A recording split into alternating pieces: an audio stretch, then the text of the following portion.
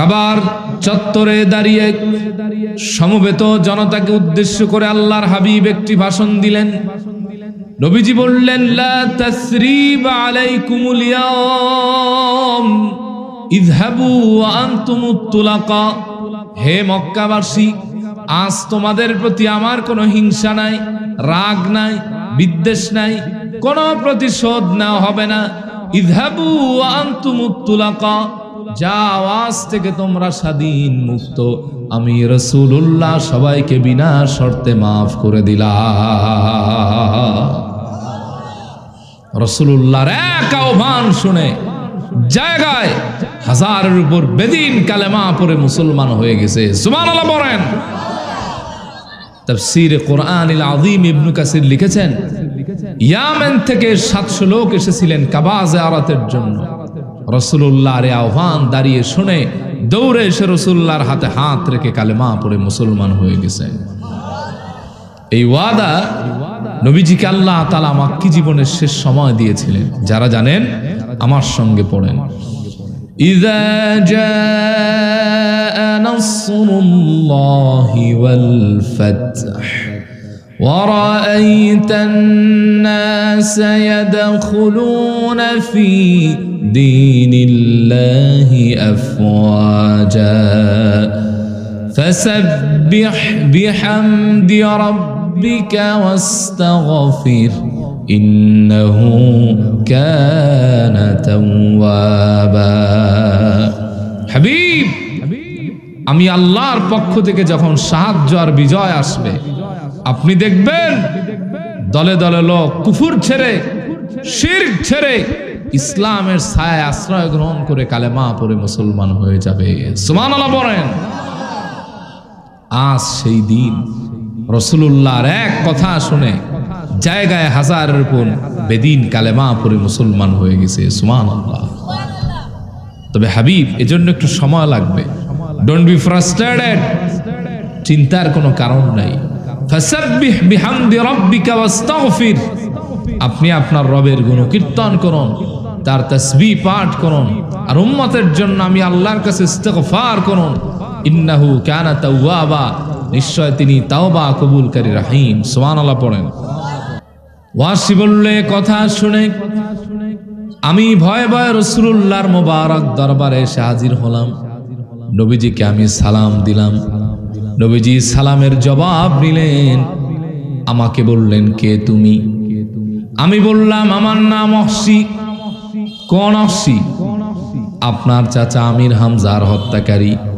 আচ্ছা ভাই, আপনি আমি যদি আপনার আমার বাপদাদার হত্যাকারী পাইতাম, ক্ষমা চাইতে আসছে না জরিমানা দিতে আসছে এইটা দেখতাম না। এক কথা শুনেই জায়গায় পিটায় হাসপাতালে পাঠাইতাম। জোরে কোন ঠিক কিনা? আমরা হলাম সে জাতি যে জাতি নিজের মায়ের বিরুদ্ধে মামলা করে। কথা কোন ঠিক কিনা? আপন মায়ের পেটের ভাইকে মিথ্যা মামলা দিয়া জেলখানায় পচায় এমন কুলাঙ্গার আছে না নাই? ওয়াসি বলল, আমি বললাম, আমার নাম হলো অহসি, আপনার চাচা আমির হামজার হত্যাকারী। ওয়াসি বলল, আমি তো চিন্তিত ছিলাম, না জানি কি হয়ে যায়। কিন্তু রাসূলুল্লাহর চেহারা আনোয়ারের মধ্যে কোনো রাগ দেখলাম না, প্রতিশোধের ছাপ দেখলাম না, ক্ষোভ দেখলাম না, বরং রাসূলুল্লাহর চেহারা আনোয়ারের মধ্যে আমি আমার ক্ষমার আগাম সুসংবাদ পেয়ে গেলাম। নবীজি আমাকে প্রশ্ন করলেন, অহসি কেন এসেছো, কি চাও? আমি বললাম, আতাইতুকা ইয়া রাসূলুল্লাহি উরিদু আন উসলিম। ওগো আল্লাহর হাবিব, আমি আপনার কাছে ক্ষমা চাইতে এসেছি, আর আপনি যদি আমাকে ক্ষমা করে ইসলামের দীক্ষা দেন, আমি অহসি আপনার হাতে হাত রেখে এই মুহূর্তে কালেমা পড়ে মুসলমান হয়ে যাব। আমি কথা বলবো কোরআনে কারীমের 66তম সূরা, সূরা আত-তাহরীমের ৮ নং আয়াতের অংশ বিশেষের উপরে। আল্লাহ তাআলা বলছেন, ইয়া আইয়ুহাল্লাযীনা আমানু তুবু ইলাল্লাহি তাওবাতান নাসুহা আসা রাব্বুকুম আইয়ুকাফির আনকুম সাইয়্যাতিকুম ওয়া ইউদখিলাকুম জান্নাতিন তাজরি মিন তাহতিহাল আনহার। সাদাকাল্লাহুল আযীম। আল্লাহ তাআলা বলছেন, ও মাই ডিয়ার বিলিভার্স, হে বিশ্বাসীরা, তোমরা যারা আল্লাহ এবং পরকালকে বিশ্বাস করো, তোমরা একনিষ্ঠ হৃদয়ে পরিপূর্ণ আত্মসমর্পণের সাথে পরিমার্জিত নিয়ত নিয়ে আমি আল্লাহ তাআলার কাছে তাওবা করো, যে তাওবার নাম হলো তাওবায়ে নাসুহা। কোন তাওবা?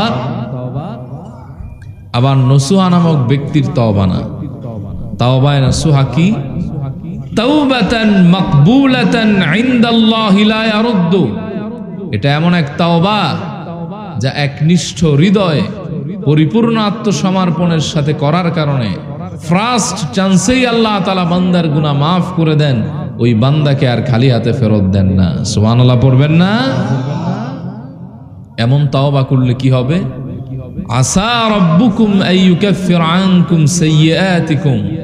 আশা করা যায় আল্লাহ পাক তোমাদের জীবনের সব গুনাহ মাফ করে তোমাদের নিষ্পাপ বানায় দিবেন। শুধু তাই নয়, ওয়ায়ুদখিলাকুম জান্নাতিন তাজরি মিন তাহতিহাল আনহার, এবং আল্লাহ তাআলা তোমাদেরকে এমন জান্নাতে প্রবেশ করাবেন যার তলদেশে নহর প্রবাহিত। সুবহানাল্লাহ কইতে মন চায় না? প্রতিনিয়ত আপনি আমি তাওবা করি, কিন্তু আপনার আমার তাওবাটি মাকবুল তাওবা হয় কিনা একটু মিলায় নেওয়ার দরকার আছে না নাই? আজকের এই সংক্ষিপ্ত আলোচনায় আমরা এতটুকু মিলিয়ে নিব ইনশাআল্লাহ। মাকবুল তাওবা বা তাওবায়ে নাসুহার প্রধান এবং প্রথম শর্ত হচ্ছে তিনটি। কয়টি? কোন কোন উলামাদের মত হচ্ছে চারটি, কিন্তু আকসার উলামাদের মত হচ্ছে তিনটি। এক নম্বর শর্ত হচ্ছে হৃদয়ে আশা থাকতে হবে, আমি গুনাহগার, কিন্তু আমার রব, আমার আল্লাহ তিনি গফফার। আমার গুনাহ যত বড়, আমার রবের দয়া তার চাইতে কোটি কোটি গুণ বড়। আমি আশা রাখি আল্লাহ তাআলা আমাকে মাফ করে দিবে। এই আশা যার অন্তরে থাকবে আল্লাহ পাক তাকে মাফ করে দিবে। সুবহানাল্লাহ কইবেন না? আশা আছে আপনাদের? সবার আছে? কম মনে হচ্ছে না? যাতে আপনাদের আশার লেভেলটা একটু বাড়ে, আমি কয়েকটা হাদিস আপনাদেরকে শোনাতে চাই ইনশাআল্লাহ। আল্লাহর হাবিব বলেন, ইন্না হাযিহি উম্মাতুন মারহুমাতুন মাগফুরা। আমার এই উম্মত হলো বিশেষ দয়া প্রাপ্ত, ক্ষমা প্রাপ্ত, নাজাত প্রাপ্ত। এই উম্মতকে আল্লাহ পাক যত দয়ার ক্ষমা করেছেন, পূর্ববর্তী কোন উম্মতকে এত দয়ার ক্ষমা করেন নাই। সুবহানাল্লাহ। এই হাদিসের ব্যাখ্যা ইমাম সুয়ুতি তার শারহুস সুদুর কিতাবে লেখেন, কিয়ামতের 160 বছর পূর্বে পশ্চিম আকাশে লাল সূর্য উদিত হবে। এই সূর্য উদিত হওয়ার আগ পর্যন্ত উম্মতে মুহাম্মাদি যদি ক্ষমা চায় আল্লাহ তাআলার কাছে, আর তার গুনাহ যদি এক আকাশ সমান হয়ে যায়, আমার আল্লাহ তাআলা তাকে মাফ করে নিষ্পাপ মাসুম বানায় দিবে। অনেক সময় চিন্তা এসে যায়, ডিপ্রেশনে পড়ে যাই, এত গুনাহ করলাম, আল্লাহ রাব্বুল আলামিন আমাকে মাফ করবে কিনা। বহু বৃদ্ধ বাবার রাতের ঘুম হারাম হয়ে যায়, বহু মানুষের গুনাহের কথা চিন্তা করে চোখের পানিতে বালিশ ভিজে যায়। এত গুনাহ করলাম, আল্লাহ পাক আমাকে মাফ করবে কিনা, আল্লাহর দয়ার মধ্যে আমার কিঞ্চিত জায়গা হবে কিনা। তাদেরকে সহিহ জামিআত তিরমিজি থেকে একটি হাদিস শোনাই, হাদিসে কুদসি। আল্লাহর হাবিব বলেন, আল্লাহ পাক ডেকে ডেকে তার বান্দাদেরকে বলছেন, ইয়া ইবনা আদম ইন্নাকা মা দাউতানি ওয়া রাজাউতানি গফারতু লাক আলা মা কানা ফিক ওয়ালা উবালি। ওরে বানি আদম, তোমার গুনাহগুলি যত হয়ে যাক আমলনামায় নিয়ে তোমার টেনশন করবার কোনো কারণ নাই। যতদিন তুমি আমাকে ক্ষমার প্রত্যাশায় ডাকবে, আমাকে ক্ষমাকারী জেনে আমাকে স্মরণ করবে, আমার কাছে মাফ চাইবে, ততদিন তোমার গুনাহ যত হোক আমি আল্লাহ মাফ করে দিব। ওয়ালা উবালি, এতে আমি আল্লাহ কিছুই পরোয়া করব না। কেউ যদি মনে করে আমার গুনাহের চাইতেও অনেক বেশি, রব্বুল আলামিন আমাকে মাফ করবে কিনা, ওই বান্দাদের দ্বিতীয়বার আশ্বস্ত করে রব্বুল আলামিন জানাচ্ছেন, ইয়া ইবনা আদম লাউ বালাগাত যুনুবুকা আনানাস সামা সুম্মা ইস্তাগফারতানি লাগাফারতু লাক ওয়ালা উবালি। ওরে বানি আদম, তোমার গুনাহগুলি যদি বরফমালার মতো জমতে জমতে আমার আসমানের মেঘমালাকে ছাড়িয়ে আমার আসমানের কিনারা পর্যন্ত পৌঁছে যায়, সুম্মা ইস্তাগফারতানি, অতঃপর গুনাহ ছেড়ে দিয়ে পরিশুদ্ধ আত্মা নিয়ে পরিপূর্ণ আত্মসমর্পণের সাথে যদি তুমি আমার কাছে মাপ চাও, আমার কাছে ক্ষমা চাও, গুনাহ ছেড়ে দিয়ে আমার দ্বীনের পথে ফিরে আসো, লাগাফারতু লাক, আমি আল্লাহ তোমার এক আকাশ সমান গুনাহ মাফ করব, ওয়ালা উবালি, এতে আমি আল্লাহ কিছুই পরোয়া করব না। সুবহানাল্লাহ বলেন। কেউ যদি মনে করে আমার গুনাহ তো চাইতেও বেশি, তাও কি আল্লাহ তাআলা আমাকে মাফ করতে পারে? এই চিন্তা যার হৃদয় আছে, আল্লাহ তাআলা তাদেরকে চূড়ান্ত আহ্বান দিয়ে জানাচ্ছেন। সুবহানাল্লাহ পড়েন। ইয়া ইবনা আদম ইন্নাকা লাউ আতাইতানি বিকুরাবিল আরদি খাতায়া সুম্মা লাকিতানি লা তুশরিকু বি শাইআ লা আতাইতুকা বিকুরাবিহা মাগফিরা। জবান ছেড়ে বলেন আল্লাহু আকবার। ওরে বানি আদম, তোমার গুনাহ শুধুমাত্র আমার আকাশ সমান নয়, যদি 7 আকাশ আর 7 জমিন সমান, তথা এক পৃথিবীর সমান গুনাহ নিয়ে তুমি আমার কাছে হাজির হও, আর তোমার আমলনামায় যদি শিরকের গুনাহ না থাকে, লা তাইতুকা বিকুরাবিহা মাগফিরা, আমি আল্লাহ ওয়াদা করলাম তোমার এক পৃথিবীর সমান গুনাহ মাফ করে তুমি বান্দাকে আমি আল্লাহ নিষ্পাপ বানায় দিব। আশা আছে না নিরাশ? কম না বেশি? বান্দার আদত, বান্দা গুনাহ করবে, বান্দার হ্যাবিট, ফিতরাত, বৈশিষ্ট্য চেয়ে, আর আল্লাহ তাআলার সিফাত হলো বান্দা ক্ষমা চাইলেই বান্দাকে মাফ করে দিবে। কত গুনাহ হলেও আল্লাহ তাআলা বান্দাকে মাফ করে দেন। সহিহ মুসনাদে বাজ্জার থেকে আমি একটি হাদিস আপনাদেরকে শোনাই, যে হাদিসটি ইমাম ইবনে কাসির তার তাফসীরে কোরআনুল আযীমে শব্দের কম বেশিতে 2 জায়গায় এনেছেন। আমার দেখা অনেকগুলি মুতাবার কিতাবে বিশুদ্ধ সনদে এই হাদিসটি আনা হয়েছে। দেখেন আল্লাহ তাআলা বান্দাকে কত ভালোবাসেন। শোনার আগেই কোন সুবহানাল্লাহ। নবী করিম সাল্লাল্লাহু আলাইহি ওয়া আলিহি ওয়াসাল্লামের মোবারক দরবারে একদিন এক বৃদ্ধ আগমন করলেন। বুড়া, বার্ধক্যের চরম সীমায় তিনি উপনীত হয়ে গেছেন। শরীরের চামড়াগুলি ঢিলাঢালা হয়ে গেছে, চোখের ভুরু ঘুষ পড়ে গেছে, শরীরের সব পশম সাদা হয়ে গেছে, বার্ধক্যের ভাড়ে কুঁজো হয়ে গেছেন। আল্লাহর হাবিবের কাছে এসে বলছেন, ইয়া রাসূলুল্লাহ ওয়া ইয়া হাবিবাল্লাহ সাল্লাল্লাহু আলাইহি ওয়াসাল্লাম, আমি শুনেছি শত গুনাহের পরেও কেউ যদি আপনার মোবারক দরবারে এসে ক্ষমার প্রত্যাশায় আল্লাহ তাআলার কাছে মাপ চায়, তাওবা করে, আল্লাহ নাকি তার জীবনের গুনাহ মাফ করে দেন। সুবহানাল্লাহ পড়বেন না? কারণ রব্বুল আলামিন বলেন, ওয়ালাউ আন্নাহুম ইযলামু আনফুসাহুম জাউকা ফাস্তাগফিরুল্লাহ واستغفر لهم الرسول لوجدوا الله توابا رحيما। জোরে বলুন আল্লাহু আকবার।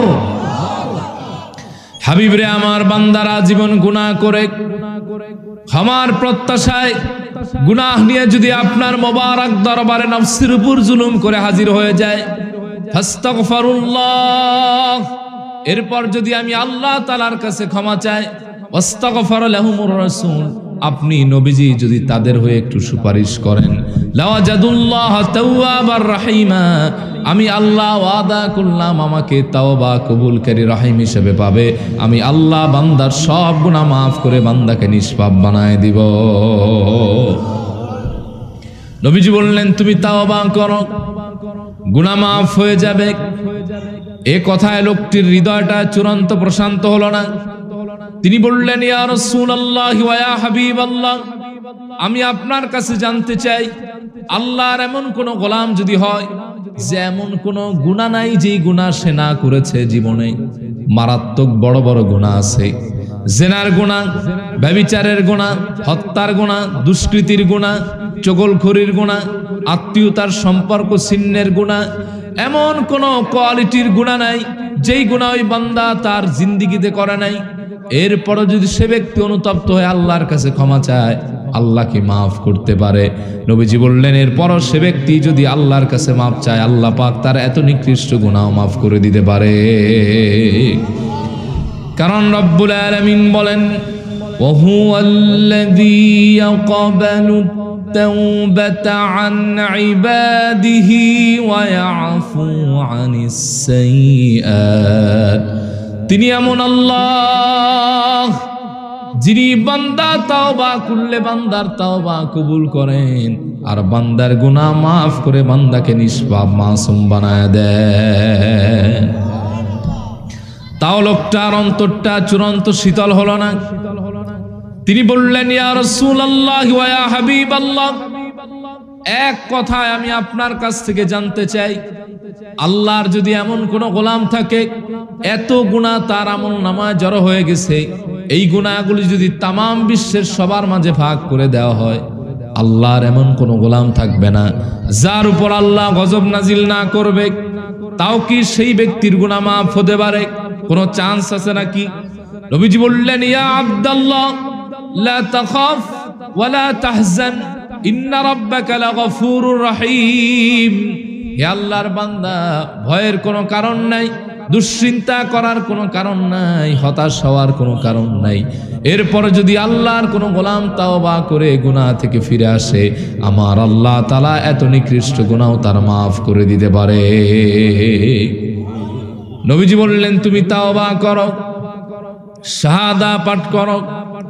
লোকটি তাওবা করলেন, শাহাদা পাঠ করলেন। পড়ুন, আশহাদু আল্লা ইলাহা ইল্লাল্লাহু ওয়া আশহাদু আন্না মুহাম্মাদান আবদুহু ওয়া রাসূলুহু। লোকটি শাহাদা পাঠ করলেন, তাওবা করলেন। নবীজি তাকে ডেকে বললেন, শোনো, আল্লাহ পাক তোমার জীবনের সব গুনাহ মাফ করে দিয়েছেন। চিল্লা এখন সুবহানাল্লাহ। হি ওয়াজ সারপ্রাইজড। তিনি অবাক হয়ে গেলেন, চক্ষুগুলি বড় বড় হয়ে গেল, এত গুনাহ কেমনে মাফ?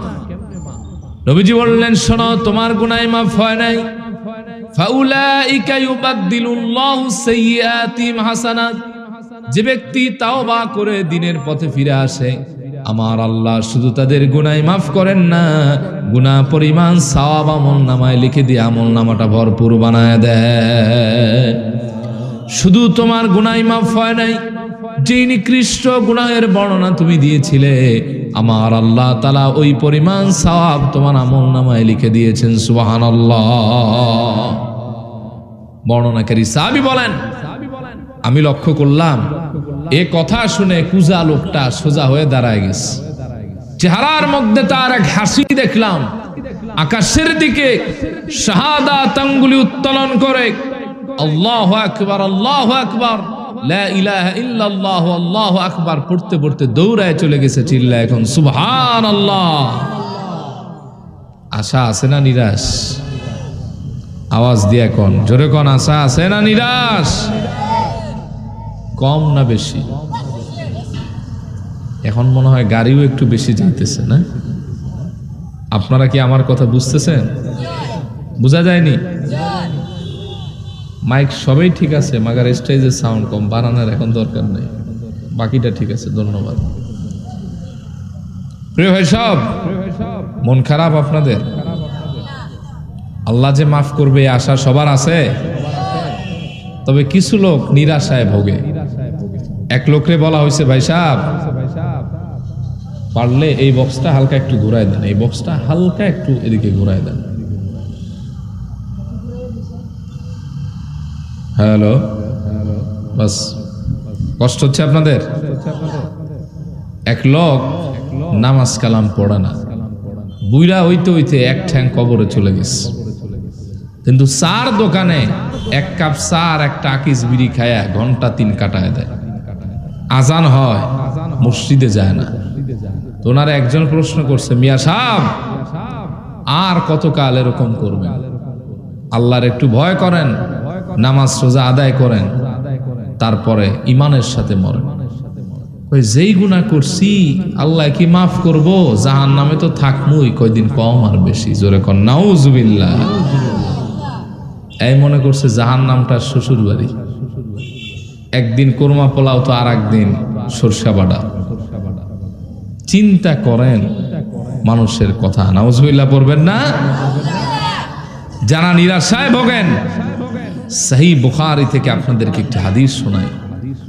আল্লাহ তাআলা তার হাবিবের সাদাকায় আপনার আমার প্রতি কি এমন দয়া করছেন যে মানুষের যখন মৌতের সাকরাত শুরু হয়ে যায়, যন্ত্রণা শুরু হয়ে যায়, আল্লাহ তাআলা তখন তার সামনে দুইটা রাস্তা তুলে ধরেন, একটা আশার তথা জান্নাতের, আর একটা নিরাশার তথা জাহান্নামের। ব্যক্তির যদি আশার রাস্তাটা প্রবল হয়ে যায়, বান্দা যদি মনে করে আল্লাহ তাআলা আমাকে মাফ করবে, তাহলে জাহান্নামের রাস্তা বন্ধ করে আল্লাহ তাআলা তার জন্য জান্নাতের রাস্তা ওপেন করে দেয়। এবার অনেকে চিন্তা করতে পারেন, আমি যেই গুনাহ করছি তওবা করলেই আল্লাহ তাআলা কি আমাকে মাফ করবে, নাকি আরো কোনো শর্ত আছে? আপনি খালেস দিলে তওবা করেন, আল্লাহ তাআলা আপনাকে মাফ করে দিবে। সুবহানাল্লাহ কইবেন না? একটা হাদিস আমি আপনাদেরকে শোনাই।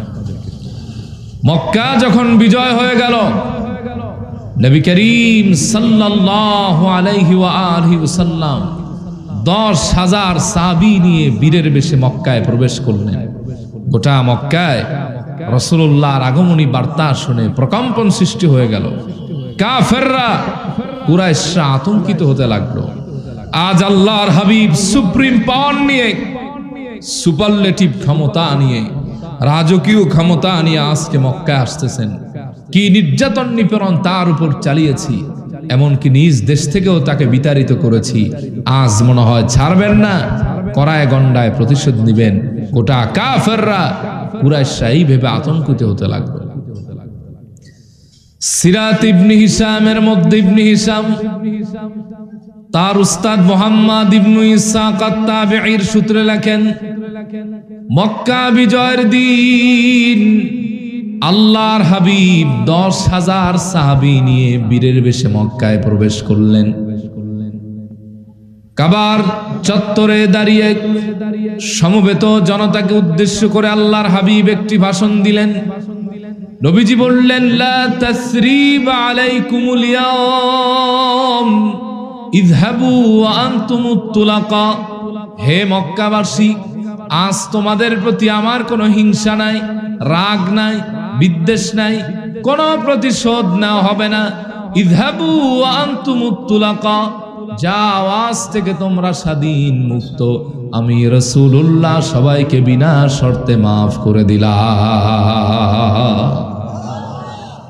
রাসূলুল্লাহর এক আহ্বান শুনে জায়গায় হাজারের উপর বেদিন কালেমা পড়ে মুসলমান হয়ে গেছে। সুবহানাল্লাহ বলেন। তাফসীর কোরআনুল আযীম ইবনে কাসির লিখেছেন, ইয়ামেন থেকে 700 লোক এসেছিলেন কাবা জিয়ারতের জন্য। রাসূলুল্লাহর আহ্বান দাঁড়িয়ে শুনে দৌড়ে এসে রাসূলুল্লাহর হাতে হাত রেখে কালেমা পড়ে মুসলমান হয়ে গেছে। এই ওয়াদা নবীজিকে আল্লাহ তাআলা মাক্কি জীবনের শেষ সময় দিয়েছিলেন। যারা জানেন আমার সঙ্গে পড়েন, ইযা জাআ নাসরুল্লাহি ওয়াল ফাতহ ওয়া রাআইতান নাস ইয়াদখুলুনা ফি দীনিল্লাহি আফওয়াজা ফাসাব্বিহ বিহামদি রাব্বিকা ওয়াস্তাগফির ইন্নাহু কানা তাওয়াবা। হাবিব, আমি আল্লাহর পক্ষ থেকে যখন সাহায্য আর বিজয় আসবে, আপনি দেখবেন দলে দলে লোক কুফর ছেড়ে, শিরক ছেড়ে ইসলামের ছায়ায় আশ্রয় গ্রহণ করে কালেমা পড়ে মুসলমান হয়ে যাবে। সুবহানাল্লাহ বলেন। আজ সেই দিন রাসূলুল্লাহর এক কথা শুনে জায়গায় হাজারের উপর বেদিন কালেমা পড়ে মুসলমান হয়ে গেছে। সুবহানাল্লাহ। তবে হাবিব, এজন্য একটু সময় লাগবে। ডোন্ট বি ফ্রাস্ট্রেটেড, চিন্তার কোনো কারণ নাই। ফাসাব্বিহ বিহামদি রাব্বিকা ওয়াস্তাগফির, আপনি আপনার রবের গুণকীর্তন করুন, তার তাসবিহ পাঠ করুন, আর উম্মতের জন্য আমি আল্লাহর কাছে ইস্তিগফার করুন। ইন্নাহু কানা তাওয়াবা, নিশ্চয় তিনি তাওবা কবুলকারী রহিম। সুবহানাল্লাহ পড়েন।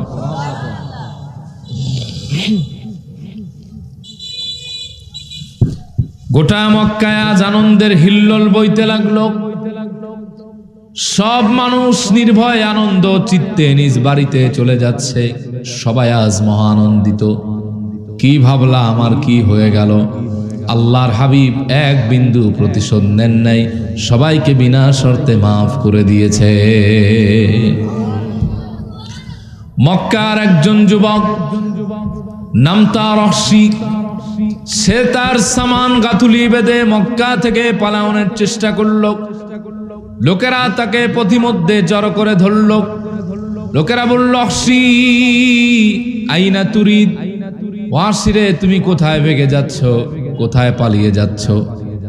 ওয়াসি বলল, তোমরা কি জানো না আল্লাহর হাবিব মুহাম্মদ ইবনে আব্দুল্লাহ সাল্লাল্লাহু আলাইহি ওয়া আলিহি ওয়াসাল্লাম আজ সুপ্রিম পাওয়ার নিয়ে, শাসন ক্ষমতা নিয়ে বীরের বেশে মক্কায় প্রবেশ করেছেন।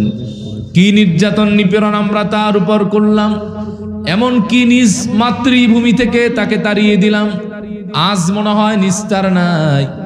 পুরনো দিনের সব প্রতিশোধ নিবেন, কড়ায় গন্ডায় কোনো ছাড় দিবেন না। পিঠের চামড়া মনে হয় আমাদের আর থাকবে না, তার ভয়ে পালায়ন করতেছি। লোকেরা বলল, রহসি নির্ভয় চিত্তে বাড়িতে চলে যাও, ভাগবার কোনো কারণ নাই। তুমি তো জানো না আল্লাহর হাবিব কারো প্রতি এতটুকুন প্রতিশোধ নেন নাই। রাসূলুল্লাহ সবাইকে বিনা শর্তে মাফ করে দিয়েছে। ওয়াসি বলল, আমার মন বলে আল্লাহর হাবিব সবাইকে মাফ করলো, আমাকে মাফ করবে না। লোকেরা বললেন, রহসি কি এমন অপরাধ করেছে তুমি শুনতে চাই? ওয়াসি বলল, আমি উহুদ যুদ্ধে রাসূলুল্লাহর প্রাণ প্রিয় চাচা আমির হামজাকে নিজ হাতে হত্যা করেছি। বল্লম দিয়ে আমি তার বুক ফেরেছি, তাজা কলিজাটা বের করে এনেছি। আবু সুফিয়ানের স্ত্রী হিন্দা তা দাঁত দ্বারা চর্বণ করেছে। আমার মন বলে আল্লাহর হাবিব তার স্মৃতিপট থেকে হাজার দৃশ্য মুছে ফেলতে পারেন, হাজার কথা ভুলে যেতে পারেন। চাচার করুণ মৃত্যুর কথা কোনোদিন ভুলবেন না, আর আমাকে ক্ষমাও করবেন না। লোকেরা বলল, রহসি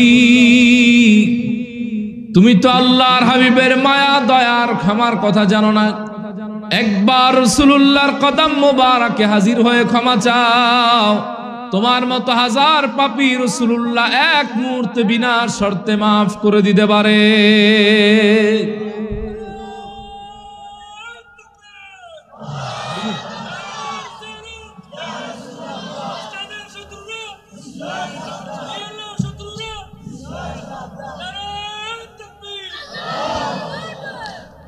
ওয়াসি বললে, কথা শুনে আমি ভয়ে ভয়ে রাসূলুল্লাহর মোবারক দরবারে এসে হাজির হলাম। নবীজিকে আমি সালাম দিলাম। নবীজি সালামের জবাব নিলেন।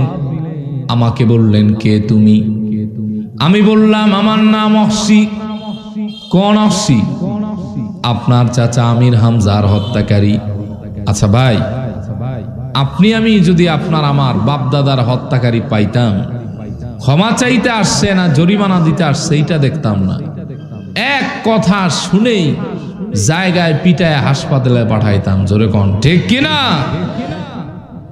আমরা হলাম সে জাতি যে জাতি নিজের মায়ের বিরুদ্ধে মামলা করে। কথা কোন ঠিক কিনা? আপন মায়ের পেটের ভাইকে মিথ্যা মামলা দিয়া জেলখানায় পচায় এমন কুলাঙ্গার আছে না নাই?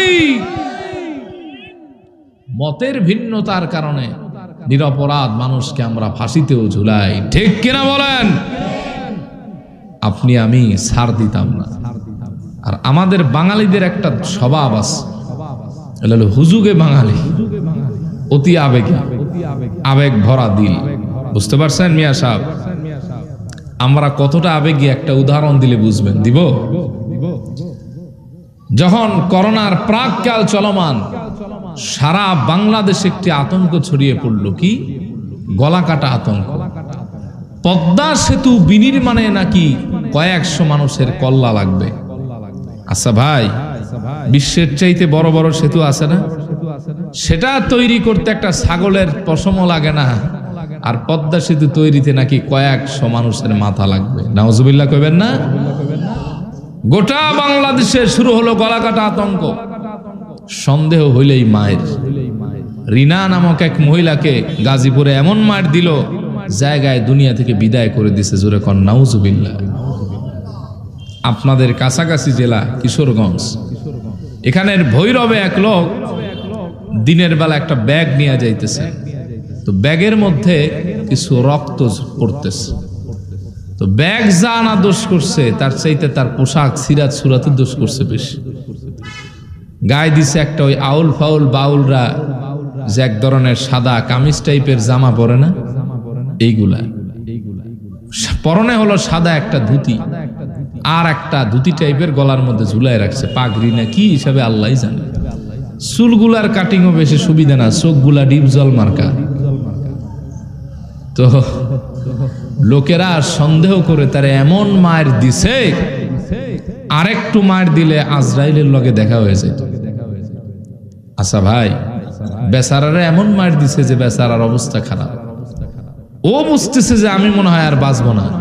তখন বলছে, ভাই সাহেব, জানি তো বাঁচবো না, তবে মরার আগে একটা আশা আমার আছে। আল্লাহর হস্তে ব্যাগটা খুলে দেখেন, ব্যাগের মধ্যে কি। আসলে আমি গলা কাটি, তবে মানুষের না, গরু আর ছাগলের আমি কষাই। ব্যাগের মধ্যে হলো ছাগলের মাথা। খুলে দেখে তো আসলেই তো ঠিক। এই জাতি হলাম আমরা, কথা কন ঠিক কিনা? যখন করোনার লকডাউন চলমান সারা বাংলাদেশ, বিশ্বের কোথাও ভ্যাকসিন আবিষ্কার হয় নাই, কিন্তু বাংলাদেশে ভ্যাকসিন পাওয়া গেছে। কেমনে? থ্রি ফেল সালসা বিক্রেতা এও তার দোকানের সামনে ফেস্টুন টানায় রাখছে, এখানে 30 টাকায় করোনার ডোজ পাওয়া যায়। আছে না নাই? গোটা বাংলাদেশ যখন আতঙ্কিত, হঠাৎ করে রাতের বেলা একদিন গুজব ছড়ালো। কি গুজব? যে দক্ষিণ বাংলার কোন এক পীর এ নাকি স্বপ্নে দেখেছে যে 3টা আপনার থানকুনি পাতা কেউ যদি খায়, আপনাদের দেশে কি বলে, আদামনি নাকি কি কয়, কুনিমান কুনি নানি, আচ্ছা আচ্ছা, এই কুনিমান কুনি পাতা যদি কেউ একসাথে 3টা খায়, 1 গ্লাস পানি 3 শ্বাসে, ও আর ফ্যামিলি আর 14 গোষ্ঠীর নাকি আর করোনা হবে না। সারা বাংলাদেশে কয়েক মুহূর্তে গুজব রটিয়ে গেল। অবস্থার তো মারাত্মক বেহাল দশা। আমাদের অঞ্চলে কিছু কিছু আবেগী ইমাম সাহেবরা আবার মাইকিং করছে, উঠেন, কুনিমান কুনি খান, করোনা থেকে বাঁচিয়ে নেন, আর লগে লগে খালি আজান দেন। বুঝছেন নি? আপনাদের এলাকায় ছিল এমন? সারা বাংলাদেশে অবস্থা। বরিশালের গৌরনদী আর আগলজারা থানার মধ্যবর্তী এক জায়গা আশুঘাটি, আমি নিউজ পোর্টালে পড়লাম, ওইখানের কয়েকজন লোক ওই কুনিমান কুনি পাতা খুঁজতে গিয়া বেহুশ হয়ে পড়ে গেছে, আর আসে না। যায় দেখে যে উঠে না, লড়েও না, চড়েও না, অবস্থা খারাপ, মাতালের মতো করতেছে। বলে কিরে, করোনা বিদায় করতে গিয়া কোন জিনিস আবার ঢুকাইলি? বলে আব্বা ঝামেলা হয়ে গেছে। বলে কেমনে? বলে কুনিমান কুনি পাতা খুঁজতে গাঁজা পাতা খায় পালাইছে। এই হলো বাঙালিদের অবস্থা, কথা কন ঠিক কিনা? আপনি আমি বাপদাদার হত্যাকারী ছাড় দিতাম? কথা কি আপনারা বুঝতেছেন ভাই? একটু আওয়াজ দেন, নারায়ে তাকবীর। সিন্নি দিলাও ভাই সাহেব, খাম হইব তাইলে। আরেকটু জোরে তাকবীর দেন, নারায়ে রিসালাত। এই আওয়াজ দিবেন, কথা কয়ে শান্তি। আপনারা হয়তো কথা জোরে কন, কিন্তু এত জোরে জোরে গাড়ি যায়, অর্ধেক ভোল্টেজ তো গাড়ির সাউন্ডে শেষ। আব্দুল আহাদ ভাইয়ের সময় মনে হয় একটু কম ছিল। আবার আমার পরবর্তী বক্তা যিনি, উনি আবার শান্তি পাবে, কারণ 11:30টার পরে আর এই রাস্তায় কোসমোস কিছু চলে না, একটু গাড়ি কমবে। তা আমি কি একটু বাড়বো? কথা কি বুঝতেছেন আপনারা? কষ্ট হচ্ছে না তো? আমি জাস্ট 11:30টায় ছেড়ে দিব, এরপরে পরবর্তী বক্তা আসবে। ওয়াসি বলল, আমি বললাম আমার নাম হলো অসি। আপনার চাচা আমির হামজার হত্যাকারী। ওয়াসি বলল, আমি তো চিন্তিত ছিলাম, না জানি কি হয়ে যায়।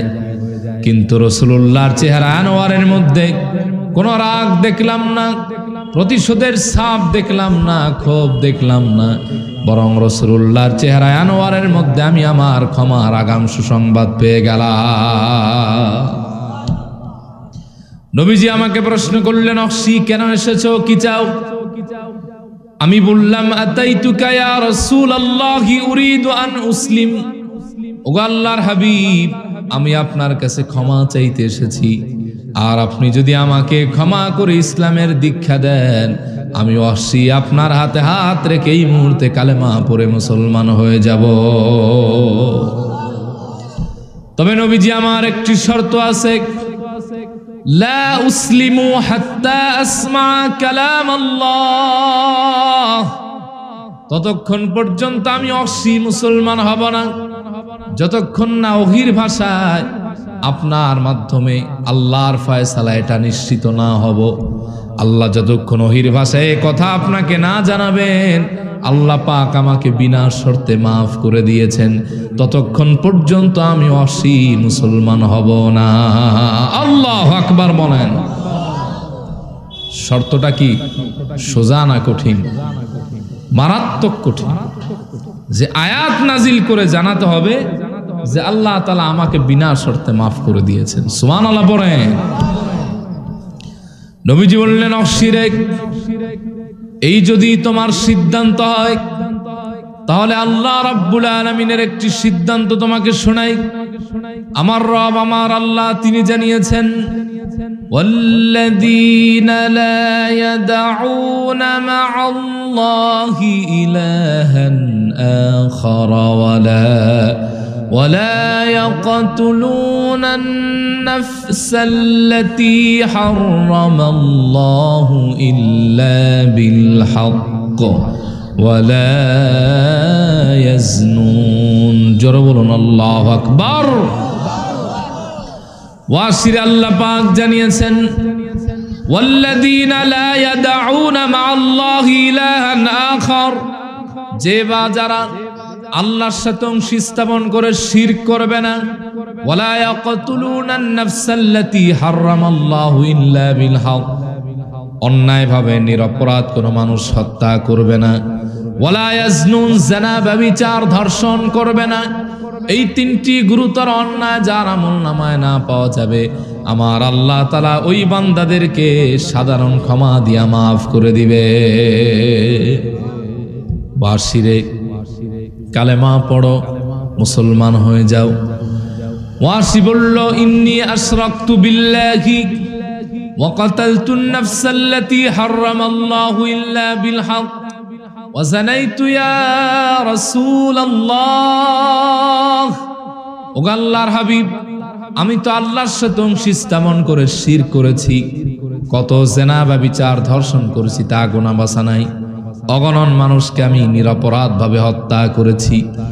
যেই তিনটি গুনাহ আমলনামায় না থাকলে আল্লাহ তাআলা বান্দাকে সাধারণ ক্ষমা দিয়া মাফ করে দিবেন, ওই তিনটি গুনাহ দিয়েই তো আমার আমলনামা ভরপুর। যেহেতু আমার ক্ষমার কোনো সুসংবাদ আমি পাচ্ছি না, রাসূল আপনি আমার বিদায় দেন, আমি ওয়াহশী মুসলমান হব না। নবীজি বললেন, ওয়াহশীরে, নিরাশ হওয়ার কোনো কারণ নাই, আশাহত হবার কোনো প্রয়োজন নাই। আল্লাহর আর একটি সিদ্ধান্ত আমি তোমাকে শোনাই। আমার রব, আমার আল্লাহ, তিনি জানিয়েছেন, ইল্লা মান তাবা ওয়া আমানা ওয়া আমিলা আমালান সালিহান ফাউলাইকা ইউবাদদিলুল্লাহু সাইয়্যাতিহিম হাসানাত ওয়া কানাল্লাহু গফুরার রহিমা। জোরে বলুন আল্লাহু আকবার। ওয়াসির আল্লাহ পাক জানিয়েছেন, হাজার হাজার অপরাধের পরেও ইল্লা মান তাবা, যে ব্যক্তি গুনাহ ছেড়ে দিয়ে তাওবা করবে পরিশুদ্ধ নিয়তে, পরিপূর্ণ আত্মসমর্পণের সাথে, ওয়া আমানা, আর যদি পূর্বে থেকে ইমানদার হয় তাহলে তওবার দ্বারা নবায়ন করবে তার ইমানটাকে, কারণ গুনাহের কারণে তার ইমানটা নরবর হয়ে গেছে, পাওয়ারলেস হয়ে গেছে। আর যদি পূর্বের ইমানদার না হয়, নতুন করে ইমান আনবে, ওয়ামিলা আমালান সালিহা, আর যে ব্যক্তি ওয়াদা করে নেক আমল শুরু করবে, আমার আল্লাহ তাআলা শুধু তাদের গুনাহ মাফ করবেন না, ফাউলাইকা ইউবাদদিলুল্লাহু সাইয়্যাতিহিম হাসানাত, আমার আল্লাহ তাদের গুনাহ পরিমাণ সওয়াব আমলনামায় অ্যাড করে যুক্ত করে দিবেন। সুবহানাল্লাহ। ওয়াসিরে গুনাহ মাফ হবে, গুনাহ পরিমাণ সওয়াব পেয়ে যাবা। ওয়া কানা আল্লাহু গফুরার রহিমা, আর আল্লাহ তাআলা হলেন অতীব ক্ষমাকারী মার্জনাকারী। সুবহানাল্লাহ কইবেন না? ওয়াসি, এর চাইতে আর বড় সুযোগ কি চাও? গুনাহ মাফ হবে, ওই পরিমাণ সওয়াব অটোমেটিক পেয়ে যাবা। সুবহানাল্লাহ কইতে মন চায় না? ওয়াসি বলল, না ইয়া রাসূলুল্লাহ, আমি মুসলমান হব না। নবীজি বললেন, অসিরে কি এমন কারণ তোমার মুসলমান হতে চাও না, আমি জানতে চাই। ওয়াসি বলল, ইন্নী আরা ফিহি শারতান ওয়া হিয়াল আমালুস সালিহ ফালা আদরি আ'মালু আমালান সালিহান আম লা। ওগো আল্লাহর হাবিব, এই জায়গায় আমি একটি শর্ত দেখতে পাচ্ছি, তওবা করে ঈমান আনয়নের পরে নেক আমল করা লাগবে। আমি তো জানি না আমি কতটুকু নেক আমল করতে পারবো। এর কারণ হলো দুইটা। এক, আমি তওবা করলাম, ঈমান আনলাম, আমার হায়াত কয়দিন বাকি আছে আমার জানা নাই। যদি আল্লাহ তাআলার ডাকে আমি দুনিয়া থেকে বিদায় হয়ে যাই, তাহলে তো আমি নেক আমল করতে পারলাম না, শর্ত পূরণ হলো না। দুই নম্বর কারণ হলো আমার পুরান আদত, পুরান অভ্যাস হলো গুনাহ করা। এত গুনাহ করেছি, শয়তানের ধোকায় যদি আবার গুনাহ করে ফেলি, যেহেতু নিজের ব্যাপারে কনফিউজ, রাসূল আপনি আমারে বিদায় দেন, আমি অসি মুসলমান হব না। নবীজি বললেন, অসিরে যাওয়ার কোনো কারণ নাই, সবর করো। আল্লাহর আরেকটি চূড়ান্ত সিদ্ধান্ত আমি তোমাকে শোনাই। আমার রব, আমার আল্লাহ, তিনি জানিয়েছেন, ইন্নাল্লাহা লা ইয়াগফিরু আন ইউশরাকা বিহি ওয়া ইয়াগফিরু মা দুনা যালিকা লিমান ইয়াশা। ওয়াসির আল্লাহ পাক জানিয়েছেন, যেই বান্দা আল্লাহর সাথে শিরক করবে, ওই বান্দা ছাড়া যারা শিরক করবে না, তাদের মধ্য থেকে যাকে ইচ্ছা তাকে আমার আল্লাহ তাআলা আপন দয়ায় বিনা শর্তে বিনা তওবায় মাফ করে দিবে। বিনা তওবায় কেন বললাম? তওবা করলে কুফরও মাফ, শিরকও মাফ, জিনাও মাফ। সুবহানাল্লাহ পড়েন। খুশি হয়েছেন? ওয়াসি খুশি হইতে পারে না। নবীজি বললেন, কালেমা পড়ো। তিনি বললেন, না ইয়া রাসূলুল্লাহ, আমি কালেমা পড়ব না। নবীজি বললেন, কেন? সে বলল, ইন্নী আরা ফীহি শারতান আইদান ইয়া রাসূলুল্লাহ ওয়া হিয়া মাশিয়াতুল্লাহি আযজা ওয়া জাল ফালাআল্লি মিম্মান লাম ইয়াশাআল্লাহ। ও আল্লাহর হাবিব, এই জায়গায় আমি একটি নব্য শর্ত দেখতে পাচ্ছি, তা হলো গুনাহ মাফের জন্য আল্লাহর দয়া লাগবে। আল্লাহ কার উপর দয়া করবেন, কার উপর করবেন না, এটা তো আমি জানি না। যেহেতু ক্লিয়ারেন্স পাচ্ছি না, আপনি আমার বিদায় দিয়ে দেন। নবীজি হতবাক হয়ে গেলেন, নির্বাক হয়ে গেলেন, কিছুই বললেন না, নীরবতা অবলম্বন করলেন। ফাআনজালাল্লাহু সুবহানাহু ওয়া তাআলা হাযিহিল আয়াহ আলা রাসূলিহি সাল্লাল্লাহু আলাইহি ওয়াসাল্লাম। আল্লাহ পাক নিজে আরশ আজিম থেকে আয়াত নাজিল করে ওয়াসির প্রশ্নের জবাব নিজেই দিয়ে দিয়েছে। যারা জানে আমার সঙ্গে পড়েন, কুল ইয়া ইবাদিয়াল্লাযীনা আসরাফু আলা আনফুসিহিম লা তাকনাতু মির রাহমাতিল্লাহ ইন্নাল্লাহা ইয়াগফিরুয যুনুবা জামিআ ইন্নাহু হুয়াল গফুরুর রহিম। আওয়াজ করে বলেন আল্লাহু আকবার। আল্লাহ আয়াত নাজিল করে ডাক দিয়া বললেন, হাবিব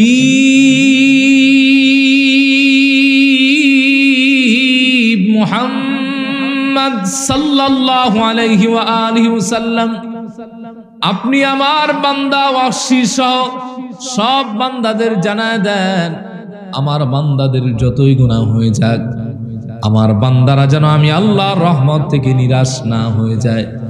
কোনো শর্ত নাই, চুক্তি, কমিটমেন্ট, প্রতিশ্রুতির কোনো প্রয়োজন নাই।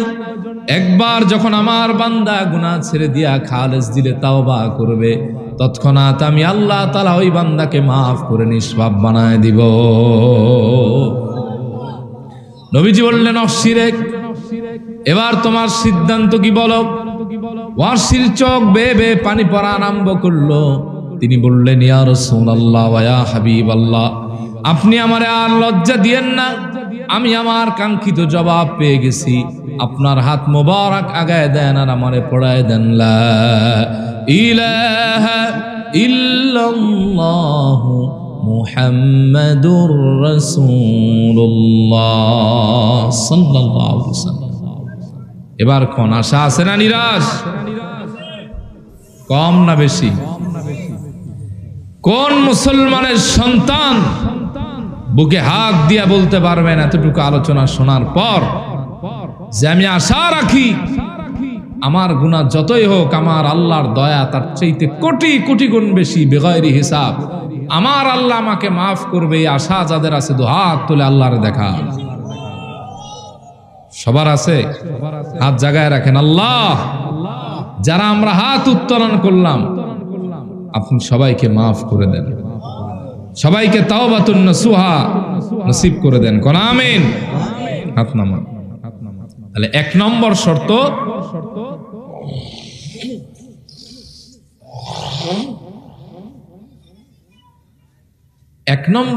হচ্ছে আশা থাকতে হবে। দুই নম্বর শর্ত হচ্ছে আন-নাদামা, অনুশোচনা থাকতে হবে। কি থাকতে হবে? লজ্জিত হতে হবে, অনুতপ্ত হতে হবে। এটার আলামত, গুনাহ যখন করবে, তাওবা যখন করবে গুনাহের জন্য, চোখের মধ্যে পানি থাকতে হবে। কি থাকতে হবে? যতক্ষণ পর্যন্ত আপনি অনুতপ্ত না হবেন, লজ্জিত না হবেন, 1,00,000 বার তাওবা করলেও তাওবা কবুল। আমরা তো ভাই গুনারে গুনাই মনে করি না, ঠিক না? আন্তর্জাতিকভাবে গুনাহকে প্রোটেকশন দেওয়া হচ্ছে, প্রমোট করা হচ্ছে। তার একটি জলজান্ত নমুনা আমরা দেখেছি 31শে ডিসেম্বর রাতে, 31st নাইট, ঠিক কিনা বলেন? সারা বাংলাদেশে এই দিন জেনার, ব্যভিচার, তরুণ আর যুবতীরা লিপ্ত হয়েছেন, ঠিক কিনা বলেন? আর একটা আসতেছে 14ই ফেব্রুয়ারি, বিশ্ব গজব দিবস, ঠিক কিনা? এই একদিনে সোনার বাংলায় হাজার হাজার জেনার, ধর্ষণ হবে। মুসলমানদের দেশে এই নিকৃষ্ট সংস্কৃতি চলতে পারে না, ঠিক কিনা বলেন? মানুষ তো ভাই গুনারে গুনাহ মনে করে, আর এই দেশে গুনাহ আসে সব আশেপাশের দেশ থেকে, বুঝতে পারছেন? তাদের দেশে আছে স্টার জলসা, আছে জি বাংলা, নষ্ট করলো আমার সোনার বাংলা, ঠিক কিনা? এদের দেশের স্টার জলসা, জি বাংলা এবং হরেক রকমের চ্যানেল দেখে এ দেশের মা বোনেরা পরকিয়া শিখেছে, স্বামীর অবদ্ধ হয়ে সংসারে আগুন জ্বালাইছে, ঠিক কিনা? বাংলাদেশের এতগুলি চ্যানেল, ইন্ডিয়ার 3000 চ্যানেলের মধ্যে একটা চ্যানেলও নেই। তাহলে এত দরদ তাদের প্রতি আমাদের। ভালো গুনারে যে আমরা গুনাহ মনে করি না, এটা কি আপনারা মানেন? মানেন না নি ভাই সাহেব? রাস্তার পিচ ডালায় টাকা মাই রাখিস, গরিব অসহায় মহিলার বিধবা ভাতা মাই রাখিস, পাবলিক টয়লেটের টাকাটাও গেলা শেষ, রডের বদলে বাঁশ প্রদান করিয়া মাইক পাইলে এমন বক্তব্য দেয় মনে হয় কেবল জান্নাত থেকে পালায় আসছে, কনফার্ম জান্নাতি, এতে কোনো সন্দেহ নাই। জোরে কোন ঠিক কিনা? আছে না? আরে কি কমু ভাই, কোন দেশে আছি আমরা? এ দেশের মসজিদ, মাদ্রাসা, মাহফিলগুলির অধিকাংশ জায়গায় সভাপতি আর প্রধান মেহমান হয় সুদখোর, ঘুষখোর, টেন্ডারবাজ, ঠিক কিনা? মসজিদে এখন হক কথা বলা যায় না। আমি এক জায়গায় ওয়াজ করলাম, কথা পরিপ্রেক্ষিতে আসছে সুদের কথা, ঘুষের কথা। আমার পাশে এক লোক বসা, এই ব্যক্তি আমারে ধরে কয়, মিয়া যত ওয়াজ করছেন সব আমার বিরুদ্ধে। দেখছেন নি কি আহম্মক?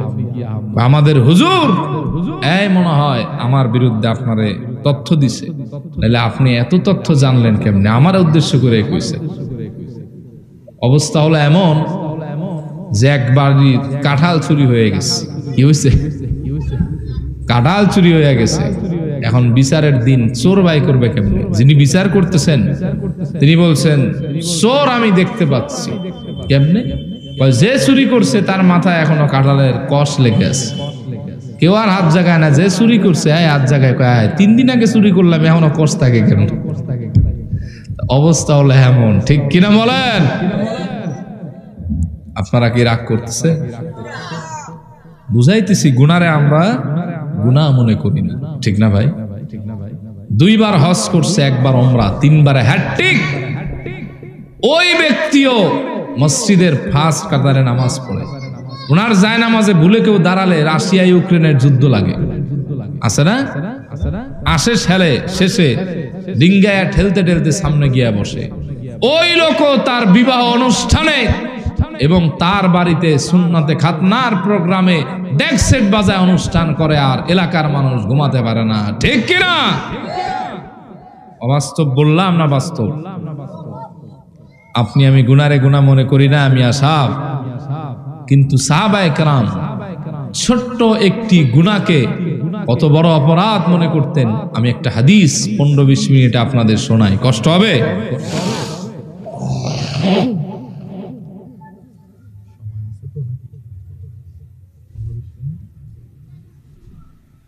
কষ্ট হচ্ছে আপনাদের? ওয়ান আলী রাদিয়াল্লাহু তাআলা আনহু قال لما قدم النبي صلى الله عليه وسلم المدينة أخا بين الأنصار والمهاجرين في المدينة। হযরত আলীউল মুরতাদা রাদিয়াল্লাহু তাআলা আনহু থেকে বর্ণিত, তিনি বলেন, আল্লাহর হাবিব যখন মক্কা থেকে মদিনাল মুনাওয়ারায় হিজরত করলেন, মক্কা থেকে আগত সাহাবী আর মদিনার আনসারী সাহাবীদের সাথে রাসূলুল্লাহ খাস ভ্রাতৃত্ব বন্ধন করে দিয়েছেন। সুবহানাল্লাহ বলবেন না? আখা বাইনা সাঈদ ইবনে আব্দুর রহমান ওয়া সালাবাত আল আনসারী রাদিয়াল্লাহু আনহু। বিশেষ করে 2 জন সাহাবী, একজনের নাম হলো সাঈদ ইবনে আব্দুর রহমান, মুহাজির সাহাবী, আর একজনের নাম হলো সালাবা আল আনসারী। ওনাদের 2 জনের সাথে খাস ভ্রাতৃত্ব বন্ধন করেছেন। সালাবা আল আনসারী ছিলেন হতদরিদ্র, দিন আনতেন দিন খেতেন, অভাবী মানুষ। আর সাঈদ ইবনে আব্দুর রহমান ছিলেন ব্যবসায়ী, বিজনেসম্যান, প্রভাবশালী ব্যক্তিত্ব। নবীজি বললেন, সাঈদ ইবনে আব্দুর রহমান, যাও আজ থেকে আমার সালাবাকে তোমার কাছে দিয়ে দিলাম। তুমি একজন বিশ্বস্ত সহযোগী পেলা, আর ও একটা মাথা গোজার নিরাপদ আশ্রয় পেল। সুবহানাল্লাহ পড়েন। সালাবা আল আনসারী চলে আসলেন সাঈদ ইবনে আব্দুর রহমানের বাড়িতে। জঙ্গল থেকে কাঠ কেটে এনে দেন, কুয়া থেকে পানি উত্তোলন করে দেন, বাজার থেকে বাজার এনে দেন। এভাবেই তার দিন গত হতে লাগলো। হঠাৎ করে আল্লাহ তাআলা তার হাবিবকে অর্ডার করলেন তাবুক যুদ্ধের।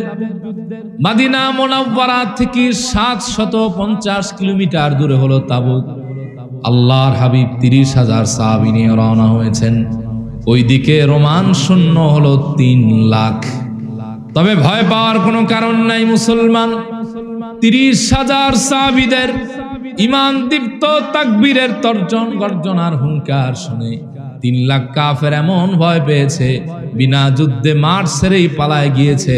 আল্লাহ তাআলা মুসলমানদের বিনা যুদ্ধে তাবুক বিজয় দান করে দিয়েছে। ওই যুদ্ধে আল্লাহর হাবিব সাঈদ ইবনে আব্দুর রহমানকে তার খাস খাদেম বানায় নিয়েছেন। আর সাঈদ ইবনে আব্দুর রহমান তার দ্বীনি ভাই সালাবা আনসারীকে রেখে গেছেন তার বাড়ি পাহারায়। সালাবা আল আনসারী থাকতে লাগলেন সাঈদ ইবনে আব্দুর রহমানের বাড়িতে। সাঈদ ইবনে আব্দুর রহমানের ঘর হলো নির্জন এক টিলার উপরে একাকী এক জায়গায়।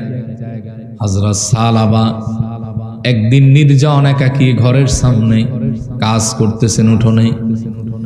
একাকী নির্জন জায়গা হওয়ার কারণে শয়তান তাকে বারবার প্ররোচনা দিতে লাগলো, সালাবা কাজটা একটু বন্ধ করো, ঘরের দরজাটা একটু মেলো, পর্দাটা একটু তোলো, দেখো তো ঘরের মধ্যে কে আছে।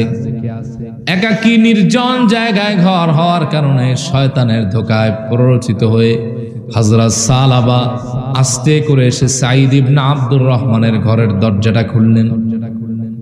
পর্দাটা তুলে উকি মেরে দেখেন ঘরের মধ্যে সাঈদ ইবনে আব্দুর রহমানের স্ত্রী বসা। ওয়াকানাত ইমরাতান জামিলা, সাঈদ ইবনে আব্দুর রহমানের স্ত্রী ছিলেন প্রচন্ড সুন্দরী, রূপের আকর্ষণে মুগ্ধ হয়ে আর শয়তানের ধোকায় দুর্বল হয়ে হযরত সালাবা ঘরের মধ্যে ঢুকে সাঈদ ইবনে আব্দুর রহমানের স্ত্রীর হাতটা একটু ধরেছেন আর সীমা অতিক্রম করেন নাই। সাঈদ ইবনে আব্দুর রহমানের স্ত্রী ডাক দিয়া বললেন, ইত্তাকিল্লাহ ইয়া সালাবা, সালাবা তুমি আল্লাহকে ভয় করো। নির্জন একাকী জায়গায় আমাকে একা পেয়ে মনে করেছো আমার হাত ধরলে কেউ দেখবে না। সালাবা তোমার জেনে রাখা উচিত পৃথিবীর সবার দৃষ্টির সীমা ফাঁকি দেওয়া যায়, কিন্তু আল্লাহ রাব্বুল আলামিনের দৃষ্টির সীমা ফাঁকি দেওয়া যায় না।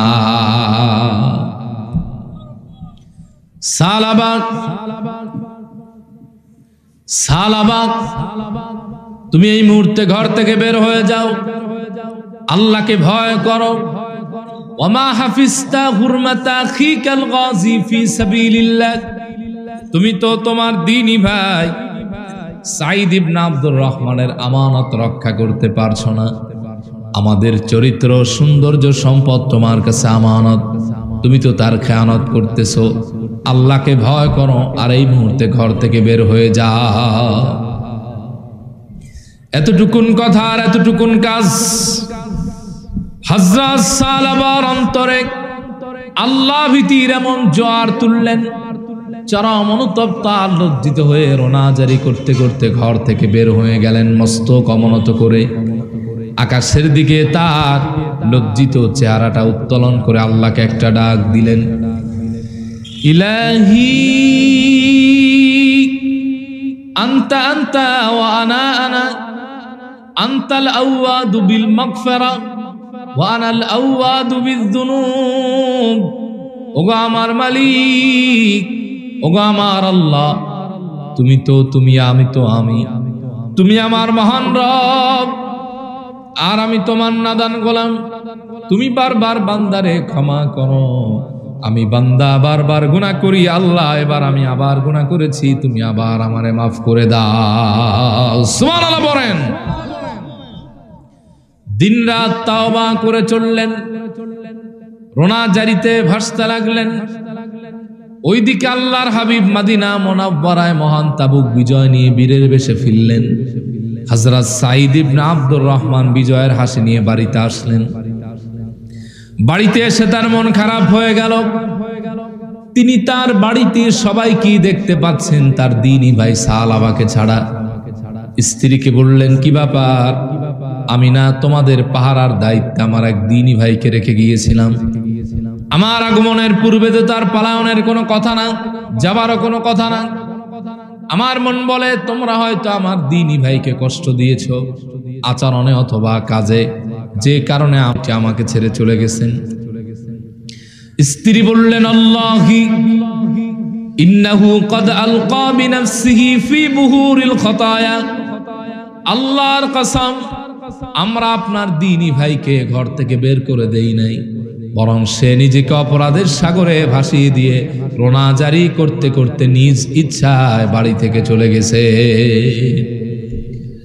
ওইদিকে সালাবা আল আনসারী তাওবা করতে লাগলেন, ইলাহি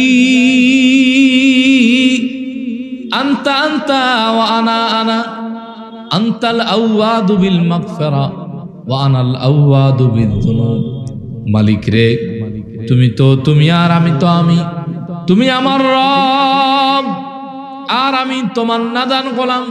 তুমি বারবার বান্দারে ক্ষমা করো, আমি বান্দা বারবার গুনাহ করি, তুমি আবার আমারে মাফ করে দাও। তওবার আগুনে জ্বলতে লাগলেন, দিনরাত রোনা জারি করতে লাগলেন। মনের অশান্তি নিয়ে ফিরে আসলেন নিজ বাড়িতে। বাড়িতে তার স্ত্রী ছিল না, ছোট্ট একটি মেয়ে ছিল। হাদিসে পাকে যার নাম এসেছে হযরত খিমসানা। কি নাম? খিমসানা। ওই মেয়েকে সে বললেন, মা, আমি একটি অপরাধ করে ফেলেছি, গুনাহের সমুদ্রে নিজেকে আমি ডুবিয়ে দিয়েছি। তুমি আমার হাত পায়ের মধ্যে জিঞ্জির আর বেড়ি পরিয়ে দাও। যতক্ষণ আল্লাহর হাবিব আমার ক্ষমার সুসংবাদ না দিবে, আমি আমার হাত পা থেকে জিঞ্জির আর বেড়ি খুলব না।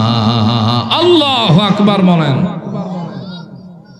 সামান্য একটু অপরাধকে সাহাবায়ে কেরাম কেমন মনে করতেন। জিঞ্জির বেড়ি লাগালেন, তাওবা করতে লাগলেন। তাওবা কবুলের আশায় চলে আসলেন হযরত আবু বকরের বাড়িতে। এসে বললেন, ইয়া আবা বকর, قد لامست امرأة أخي الغازي في سبيل الله। ওরে আবু বকর, আমি একটু অপরাধ করেছি। আমার একজন দ্বীনী ভাই যুদ্ধে থাকা অবস্থায় তার ঘরে ঢুকে তার স্ত্রীর হাতে একটু হাত দিয়েছিলাম। আল্লাহর কসম আর কিছুই করি নাই। হাল্লি মিন তাওবা ইয়া আবা বকর। আবু বকর রে, আমার জন্য কি তাওবার কোনো রাস্তা খোলা আছে নাকি? এ কথা শুনে সিদ্দিক আকবর গেলেন রাগ হয়ে, বললেন, উখরুজ মিন ইনদি, বের হয়ে যাও আমার নিকট হতে, দূর হয়ে যাও। তোমার মতো পাপিষ্টের জন্য তাওবার কোনো রাস্তা খোলা আছে বলেই আমি আবু বকর মনে করি না। আল্লাহু আকবার বলেন। হযরত আবু বকর বের করে দিলেন। চলে আসলেন হযরত ওমরের কাছে, তিনিও বের করে দিলেন। অবশেষে চলে আসলেন রাসূলুল্লাহর মোবারক দরবারে। সুবহানাল্লাহ পড়বেন না?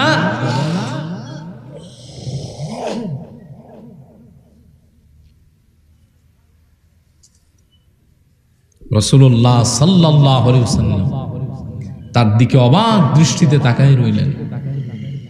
সালাবা, তোমার হাত পায়ে জিঞ্জির বেরি কেন? চেহারাটা মলিন, দেহটা শুকিয়ে কাঠ হয়ে গেছে, চোখের কিনারায় কালো আবরণ পড়ে গেছে। সালাবা, মাত্র কয়েকদিন তাবুক সফরে তোমার হালাত হলো কেমনে? সালাবা, তোমাকে তো আমি এমন রেখে যাই নাই, তুমি না আমার প্রিয় সাহাবী, কি হয়েছে আমাকে খুলে বলো। উনি সব বললেন। ইন্নী লামাস্তু ইমরাআতা আখি আল গাযী ফি সাবিলিল্লাহ হাল্লি মিন তাওবা ইয়া রাসূলুল্লাহ সাল্লাল্লাহু আলাইহি ওয়াসাল্লাম। আল্লাহর হাবিব, আপনি যখন তাবুকে ছিলেন, আমার একজন দ্বীনী ভাই মুজাহিদ সাহাবীর ঘরে ঢুকে তার স্ত্রীর হাতে একটু হাত দিছিলাম শয়তানের ধোকায়। আল্লাহ রাব্বিল কাবা, আর আমি কিছুই করি নাই। হাল্লি মিন তাওবা, আমার জন্য কি তাওবার কোনো রাস্তা খোলা আছে? এ কথা শুনে আল্লাহর হাবিব সালাবা আল আনসারী থেকে তার চেহারায় আনোয়ারটা ঘুরায় নিলেন। সালাবা এই দৃশ্য দেখে এক চিৎকার দিয়ে জমিনের এক চিৎকার দিয়ে রাসূলুল্লাহর মোবারক দরবার থেকে বের হয়ে গেছেন।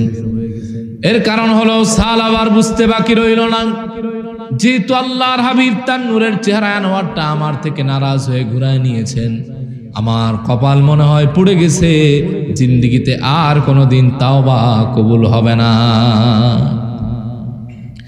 বাড়িতে আর গেলেন না, খাওয়া দাওয়া ছেড়ে দিয়েছেন। মদিনা মুনাওয়ারা থেকে একটু দূরে পাহাড়িয়া এক অঞ্চলে চলে গেলেন।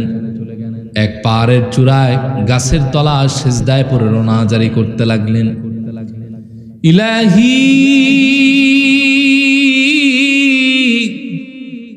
আনতা আনতা ওয়া আনা আনা, আনতাল আওয়াদু বিল মাগফিরা ওয়া আনাল আওয়াদু বিয-যুনুব। ওগো আমার মালিক, ওগো আমার রব, তুমি আমার রব, আমি তোমার গোলাম, তুমি ক্ষমা করো, আমি গুনাহ করি, আল্লাহ তুমি আবার আমারে মাফ করে দাও। তার রোনা জারি আর তাওবা দেখে আল্লাহ তাআলা হযরত জিবরিল আমিনকে ওহী নিয়ে পাঠালেন।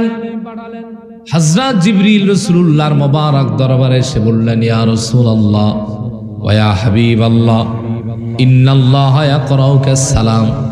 ওগো আল্লাহর হাবিব, আল্লাহ পাক আপনাকে সালাম দিয়েছেন আর একটি ওহী পাঠিয়েছেন। সুবহানাল্লাহ বলবেন না? নবীজি বললেন, জিবরিল কি এমন ওহী আমাকে শোনাও তো।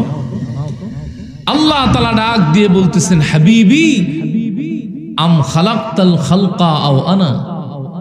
হাবিব, বান্দাকে আপনি বানাইছেন না বান্দা আমি বানাইছি? সুবহানাল্লাহ কইতে মন চায় না? রাসূলুল্লাহ তৎক্ষণাৎ জবাব দিলেন, নাম ইয়া সাইয়্যিদি ইয়া রাব্বি আনতা খালাকতাল খালকা। হে আমার রব, ও আমার আল্লাহ, বান্দা তো আমি বানাই নাই, বান্দা তো আপনিই বানাইছেন।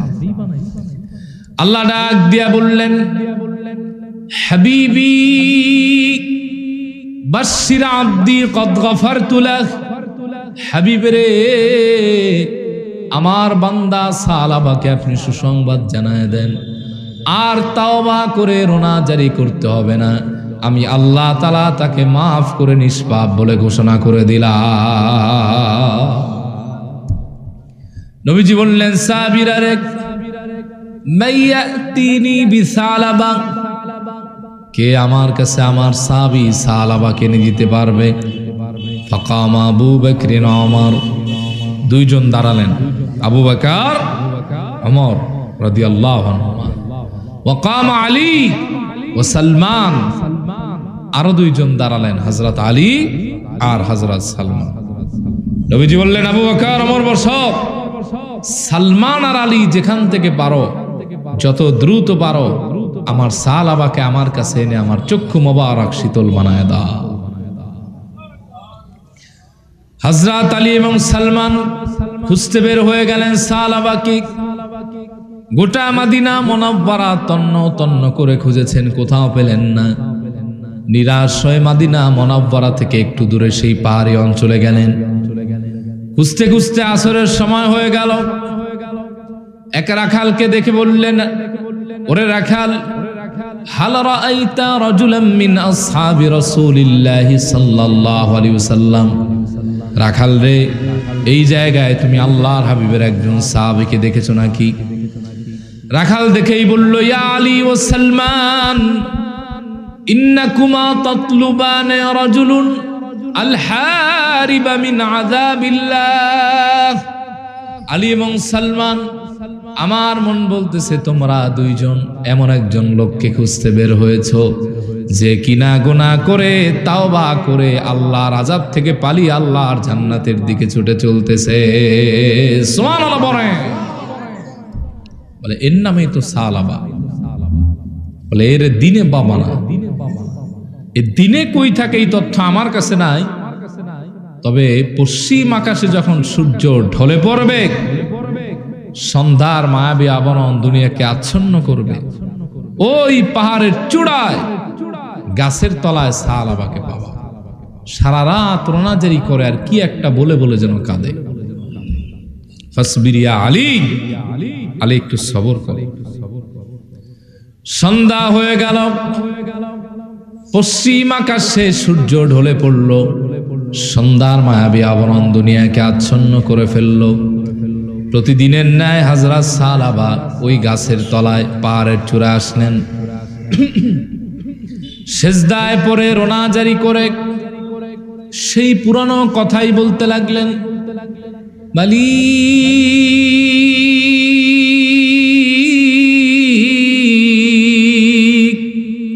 ওগো আমার আল্লাহ, তুমি তো তুমি আর আমি তো আমি, তুমি বারবার বান্দারে ক্ষমা করো, আমি বান্দা বারবার গুনাহ করি, আল্লাহ তুমি আবার আমাকে মাফ করে দাও। হযরত আলী এবং সালমান উঠলেন পাহাড়ের চূড়ায়, দেখতেছেন সালাবা আল আনসারী সিজদায় পড়ে রোনাজারি করতেছেন। হযরত আলী পেছন থেকে ডাক দিয়া বললেন, কুম ইয়া সালাবা, সালাবা তুমি দাঁড়িয়ে যাও, আর রোনাজারি করে তাওবা করতে হবে না। আমার আল্লাহ তাআলা ঘোষণা করে দিয়েছেন, আল্লাহ পাক তোমাকে মাফ করে নিষ্পাপ বলে ঘোষণা দিয়ে দিয়েছে। সালাবা, চলো মদিনা মুনাওয়ারায়, আল্লাহর হাবিব তোমার দিদারের ইন্তজার করছেন। হযরত আলী বলেন, ক্ষুধার্ত বুভুক্ষু সাহাবী সোজা হয়ে দাঁড়াতে পারেন না।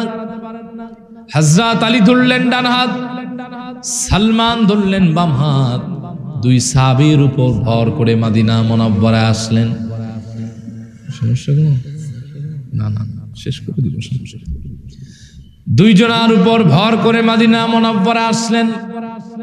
হযরত আলী বলেন, আমরা এমন সময় মদিনা মুনাওয়ারায় আসলাম, মসজিদে নববী আশ-শরীফের মধ্যে আজান হয়ে গেছে মাগরিবের। হযরত বেলাল ইকামত দিয়েছেন, আমার নূরের রাসূল তার মুসাল্লা মুবারাকায় নিজে ইমামতি করতেছেন। সুবহানাল্লাহ বলবেন না? হযরত আলী বলেন, আমরা তিনজন এসে দাঁড়ালাম সর্বশেষ পেছনের কাতারে। আমি আলী ডানে, সালমান বামে, সালাবা মাঝখানে। ওই দিন আল্লাহর হাবিব তার নূরের জবানে মাগরিবের প্রথম রাকাতে পড়লেন সূরা তাকাসুর। যেই না আল্লাহর হাবিব প্রথম আয়াতটি তেলাওয়াত করলেন, আলহাকুমুত তাকাসুর, এই আয়াত শুনে সালাবা নামাজের মধ্যে একটি চিৎকার মারলেন। যেই না রাসূলুল্লাহ তার নূরের জবান দিয়ে দ্বিতীয় আয়াতটি তেলাওয়াত করলেন, হাত্তা যুরতুমুল মাকাবির, এই আয়াত শুনে সালাবা দ্বিতীয় আরেকটি চিৎকার দিয়ে জমিনের মধ্যে বেহুশ হয়ে পড়ে গেছে। নামাজ শেষ হয়ে গেল। সাহাবায়ে কেরাম চতুর্দিক থেকে তাকে জড়ো করে ধরলেন। নবীজি বললেন, ইয়া সালমান ইনদাহ আলাইহিল মা, সালমান রে, আমার সালাবার মাথায় একটু পানি ঢেলে দেখো তো কি হলো, তার হুঁশ ফিরে আসে কিনা। হযরত সালমান সালাবার মুখের কাছে তার মাথা নিয়ে কিছুক্ষণ পরে বললেন, ইয়া রাসূলুল্লাহ ওয়া ইয়া হাবিবাল্লাহ, আপনার সাহাবী সালাবার মাথায় পানি ঢেলে কোনো লাভ হবে না। কদ ফারাকাদ দুনিয়া, আপনার সাহাবী সালাবা তাওবার আগুনে জ্বলতে জ্বলতে, অনুশোচনার আগুনে পুড়তে পুড়তে দুনিয়া থেকে বিদায় হয়ে আল্লাহর কাছে পরপারে চলে গেছে। গোটা মদিনা মুনাওয়ারায় রোনাজারিতে ভারী হয়ে গেল। মসজিদে নববী আশ-শরীফের মধ্যে শোকের মাতাম পড়ে গেল। দরজার কাছে ছোট্ট মেয়ে খিমসানা তার বাবার কথা শুনে এসেছে। আল্লাহর হাবিবের কাছে ইজাজত চাইলেন, ইয়া রাসূলুল্লাহ ওয়া ইয়া হাবিবাল্লাহ, আপনি আমাকে ইজাজত দেন, আমার আব্বার কি হলো আমি তা দেখতে চাই। মেয়েটি ইজাজত প্রাপ্ত হয়ে মসজিদে নববী আশ-শরীফের মধ্যে প্রবেশ করল। তার বাবা লাশের পাশে দাঁড়িয়ে ডান হাত কপালের উপর রেখে চোখের পানি ছেড়ে দিয়ে মেয়েটি বলতে লাগলো, বাবা, ও বাবা, তুমি তো জানো আমার মা নাই। এই পৃথিবীতে সেই শৈশবে আমি আমার মাকে হারিয়েছি। মায়ের আদর কেমন হয়, সোহাগ কেমন হয় তা আমার জানা নাই। আমার মায়ের পবিত্র চেহারাটা, নিষ্পাপ চেহারাটার কথা আমার মনে নেই। এই পৃথিবীতে আমার একটি আপন ভাই নাই, একটি আপন বোন নাই।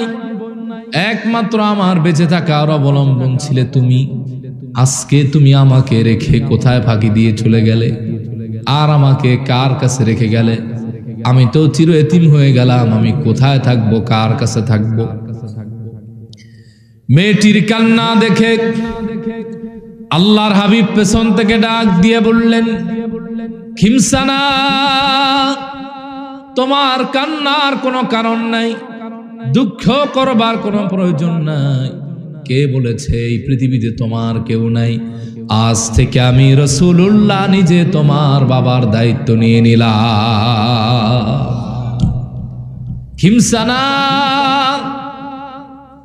আজ থেকে আমি রাসূল নিজেই তোমার বাবার মতো, আমার আয়েশা তোমার মায়ের মতো, আমার ফাতেমা তোমার বোনের মতো। মেয়েটি বললেন, ইয়া রাসূলুল্লাহ ওয়া ইয়া হাবিবাল্লাহ, আপনাকে আর আপনার পরিবারকে পেয়ে আমি আমার সব দুঃখ ভুলে গেলাম। নবীজি বললেন, সাহাবীরা দ্রুত আমার সালাবাকে গোসল দাও, কাফন পরাও, আমি রাসূলুল্লাহ নিজে আজ তার জানাজা নামাজ পড়াবো। সুবহানাল্লাহ বলেন। হযরত আলী বলেন, গোসল হয়ে গেল, কাফন হয়ে গেল, জান্নাতুল বাকিতে সালাবাকে দাফন করা হবে। হাজার হাজার সাহাবীদের ঢল সালাবার জানাজায়, পেছনে সাহাবায়ে কেরাম আসতেছেন, মাঝখানে সালাবা লাশের খাটিয়া, এর সামনে আল্লাহর হাবিব একাকী চলতে লাগলেন। হযরত আলী বলেন, কিছু দূর যাওয়ার পর আমি লক্ষ্য করলাম হঠাৎ করে আল্লাহর হাবিব তার কদম মোবারক থেকে তাড়াহুড়া করে তার জুতা মোবারক খুলে ফেলে জমিনের মধ্যে খালি পায়ে হাঁটতে লাগলেন। আমি আলী এই দৃশ্য দেখে বড় অবাক হয়ে গেলাম। সাহাবাদের প্রচন্ড ভিড়ের কারণে আমি কিছুই জিজ্ঞেস করতে পারলাম না। দাফন শেষে রাতের বেলায় মদিনা মুনাওয়ারায় ফিরে আমি আলী নবীজিকে প্রশ্ন করে জানতে চাইলাম, ইয়া রাসূলুল্লাহ ওয়া ইয়া হাবিবাল্লাহ, জিন্দেগিতে কত জানাজার নামাজ আপনি পড়িয়েছেন, আমরাও পড়েছি। আজ যেই দৃশ্য আমি আলী দু চোখে দেখলাম, এমন দৃশ্য আমি আমার জীবনে দেখি নাই। কেন আপনি তাড়াহুড়ো করে আপনার জুতা মোবারক খুলে ফেললেন সালাবার জানাজায়? আমার সালাবার জানাজায় আজ আকাশ থেকে এত বেশি ফেরেশতা মদিনা মুনাওয়ারায় নাজিল হয়েছে, মা কদারতু আন বাতিনা কদামাইয়া মিন কাসরাতিল মালাইকা। ওরে আলী, ফেরেশতার আধিক্যের কারণে, ঢলের কারণে, ভিড়ের কারণে আমি রাসূলুল্লাহ আমার কদম মোবারকের তালু মোবারক টুকুন রাখবো এমন এক জাররা জায়গা গোটা মদিনা মুনাওয়ারায় আজকে খুঁজে পাই না। আলী, এমন সম্মান আমার সালাবার বেড়ে গেছে যে তার সম্মানে আজ আকাশের সব দরওয়াজা আমার আল্লাহ খুলে দিয়েছেন। চিল্লায় এখন সুবহানাল্লাহ। এত বেশি ফেরেশতা নাজিল হয়েছে তার জানাজায়, এত বেশি ফেরেশতা নাজিল হয়েছে।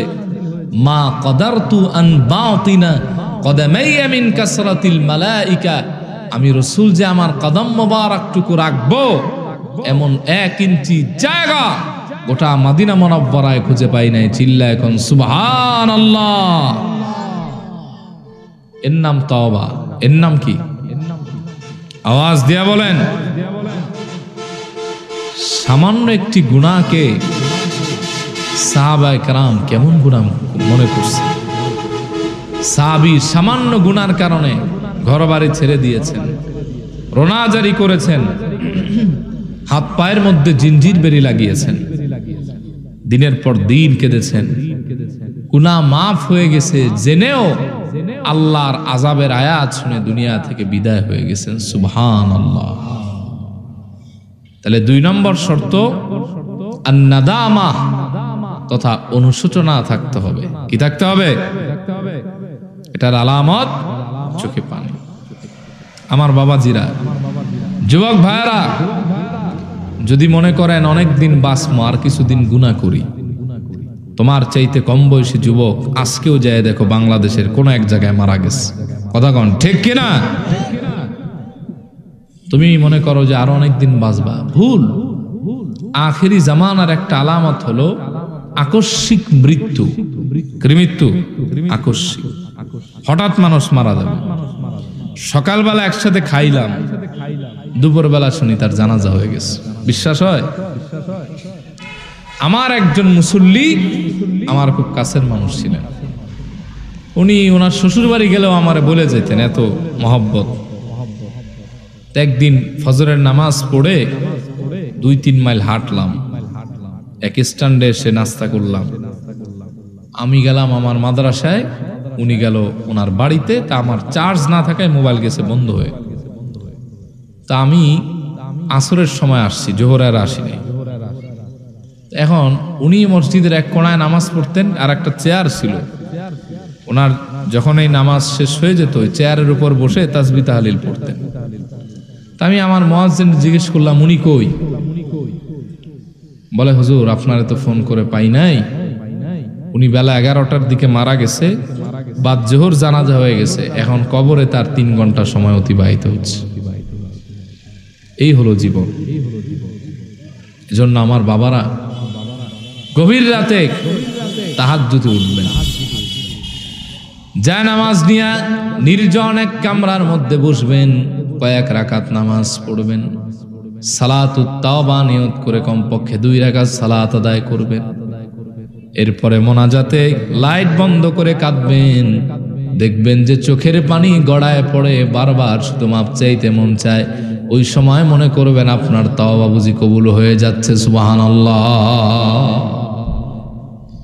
এজন্য নবীজি বলেছেন, হুররিমাতিন নারু আলা সালাসাতি আয়ুনিন, 3টা চোখের জন্য আল্লাহ তাআলা জাহান্নামের আগুন হারাম বানায় দিয়েছেন।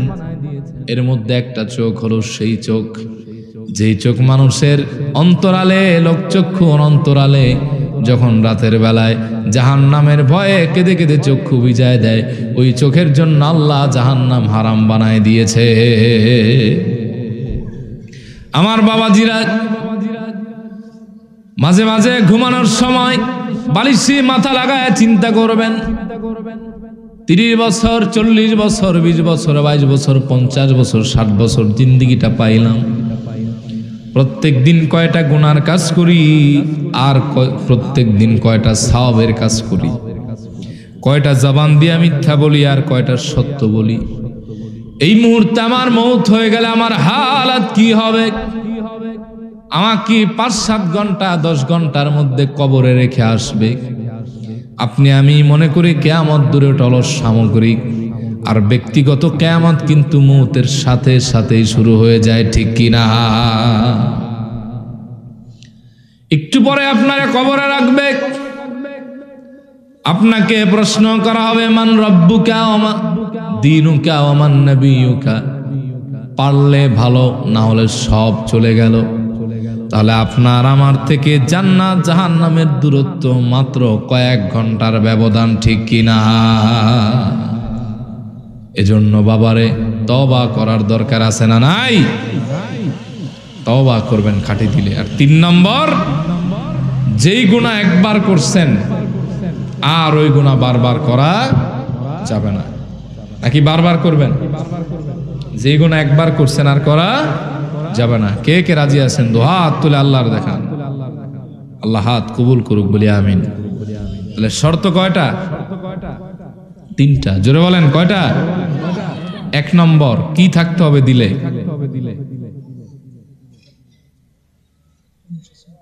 ফার্স্ট ডিভিশনে ফেল করছেন। হুজুর জানি, কিন্তু ডরে কই না।